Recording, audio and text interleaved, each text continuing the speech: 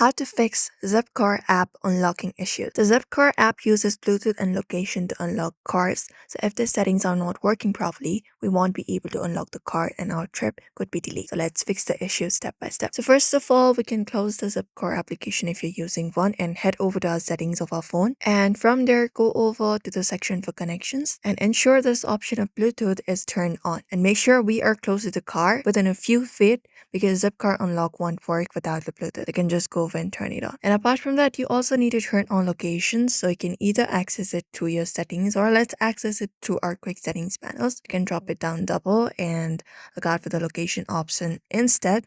And you can just go over and turn it on and also allow the all-time location for your Zipcar and precise location on for that following application. And apart from that, ensure the application has permissions.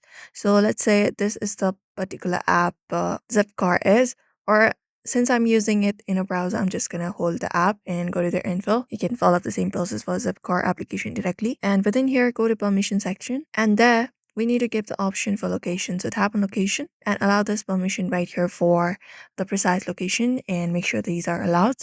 And also for the option for Bluetooth if available and nearby devices as well, tap on it and you can turn on this option and tap on allow and save it. And apart from that, turn off battery optimization as well. So go over the user section and tap on battery and there ensure this option is optimized. It's unrestricted and you can just go over and set it to that or no restrictions because battery saver can also block the unblocking and you can just go over and check it out. And also you can close the Zipcar application completely and you can restart the phone and open up the Zipcar again and try unlocking. And that should also work out for you and also update the app and keep your phone screen unlocked when unlocking and do not use any kind of VPN while unlocking and make sure that the trip time has started and internet connection also must be very active. And that's how we fix it. So that's how we fix the Zipcar unlocking issues caused by Bluetooth and location.